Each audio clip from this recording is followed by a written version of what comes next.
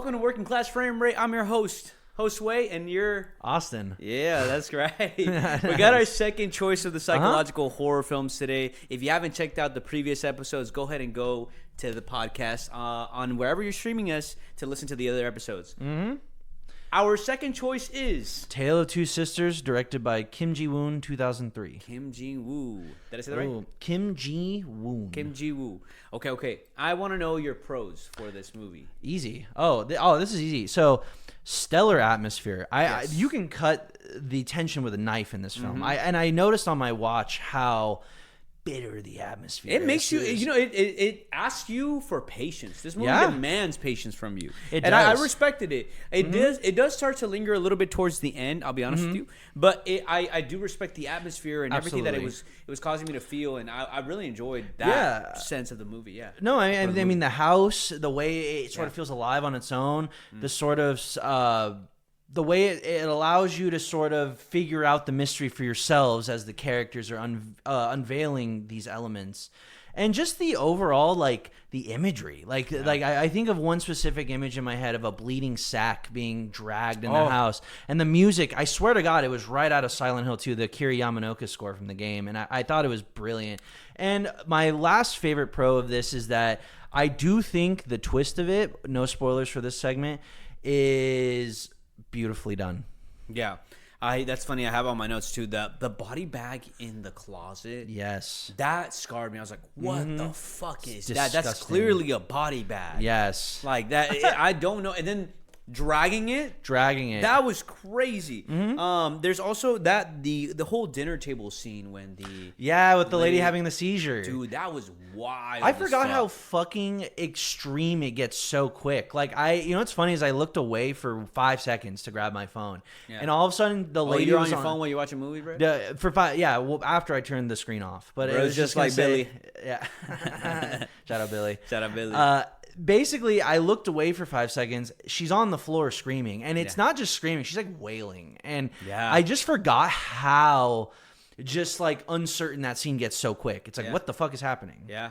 Also, the quick grab to the pills and just how they're trying to shove down the scissor to the hands. Just this house. The house in the film is a character in itself. I've never seen such unique architecture and colors and the way it's presented. Yeah, I love the setting, like you said, the atmosphere built, the way that the house is shot, it's incredible. Also, just the performance from this young actress who is like absolutely killing it, bro. Crazy. Like, just a phenomenal. And the stepmother. Yeah, both of them are great. Also, I really enjoyed the hand moving at the end. Like that was so sick. I loved it. Honestly, all the supernatural scares in general, I thought were pretty well done. Yeah. And then, did you want to get into your cons? Okay, so I feel like I didn't like the ambiguity. Sorry. Hold on. Sorry. It's okay. My cons with this movie is I honestly don't really feel like I connected with the twist so much. Really? I thought the twist was just like interesting, and maybe just because of the time and like fair. I've seen the whole like it is very akin to it's just a dream type of ending, which obviously it's not, right? Yeah. It's just akin to it, what I mean? So you felt like it pulled its punch by doing that? Yeah, and like obviously like the fact that she's clearly like mentally disturbed by everything that's happened. And in a way, I believe she feels like she does. I don't know if she feels like it's her fault. But what the events that happen are pretty horrifying and terrible. Okay, yeah. But the reveal at the end was something that I found to be interesting, but I didn't feel like it fully connected with me. Fair. I admit, I think like the presentation of the twist is a little like I don't want to say half-assed because it's not like there isn't thought put into it. Yeah. It's just very like jumpy. Like it's just like I was just gonna say that was my problem. I'm remembering as we're talking about this. Is the movie feels like it ends like multiple times and it just like keeps going like whoa. I think if you truncated like 15-20 minutes of this and just introduced a little bit of the twist a little earlier, I think it would have been smoother. Well, because I actually do like the twist itself, especially the twist itself is pretty good. Final scene, because I think that final scene really cements the bitter tone of it. Because like, spoilers for those who haven't seen it. we find out that it's not that the stepmom killed the sister, but she got into this petty argument with the other sister right before walking in and just basically said, like, I'm not going to go check anymore. And this woman suffocated to death. So, oh my God. And that's what I felt with the whole movie is like, it's just this like really bitter, like you can just tell there's some resentment. Yeah. And that dad, and also fuck the dad for just bringing the new woman he's cheating on his wife with to the house. Yeah, that was crazy. That's foul. Crazy. And foul as fuck. And that's what I'm saying is it's like, even though I think the presentation of the twists aren't perfect and the elements of the details, what is there is interesting. And I think, especially with the dad and the stepmom, there was some parts where I was like, ooh, these are some shitty people. All these movies are just like resounding the message that, men suck. Dude, these movies are angry. Like, low-key. That's the streak I noticed. And I don't know if this was subconscious, but I might have just been angry making this list. Dude, it's coming out. It's coming out, yeah. I'll be honest with you. There's not much else I can add on to the Tale of Two Sisters. I felt like this was an interesting watch. I did watch The Uninvited. If you have not seen The Uninvited, go watch The Uninvited. This is one that I wouldn't recommend because it is pretty bad.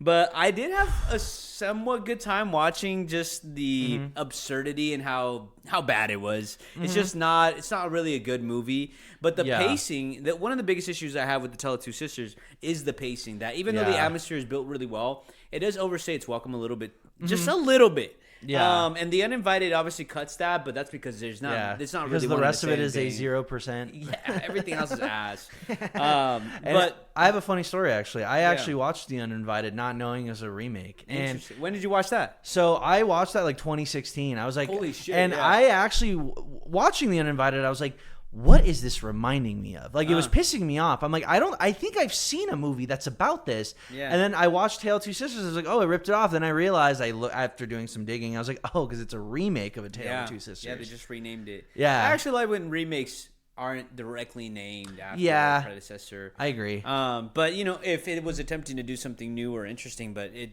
didn't really do anything at all. Like it's like if The Uninvited is basically A Tale of Two Sisters, but the experiment, the thought experiment was it's the Disney XD version. Let's see how bad we can make it. It literally felt like a Disney actress and like that's so bad. I remember us laughing when we were watching it. The ABC7 group I was house like cast, that just happened to have some free time to shoot this movie. Some bullshit. Yeah, 2009 didn't it come out then? It's just like one of those like it came out in that era when like every foreign film under the sun just had to have an American version. Dude, also you had the Old Boy remake around. What was it around that time? I think a little bit like before. 2013. It's like that same era. But similar era, like they were in that glut. What's crazy is that it's Elizabeth Banks playing the mom, which I thought that was crazy because she's in much. She's in so much. Yeah, no, and I think actually it's funny because you watching the Uninvited, made me want to rewatch it myself. Dude, I'm looking right now. Yeah, Old Boy was released in 2013. We've kind of like strayed away from our conversation. A Tale of Two Sisters. Look, if you like a slow burn, and if you're into a lot of twists, if you like movies, you like a bit more of a bitter edge to your horror. Yeah, and it does give you stuff to chew on. I think this movie offers you're not going to be bored. Things. Yeah, it's a very interesting horror film. I'm not disappointed entirely by this. My only complaint was that it should have been a little bit shorter. But A Tale of Two Sisters, I kind of like this one. Yeah, I would recommend A Tale of Two Sisters if you're looking for a solid psychological horror. I give it like a solid 4. No, nice. That pacing is literally the only thing just stopping me from giving it a 5. Nice. Yep. All right. Catch us on to the next episode. Enjoy, guys.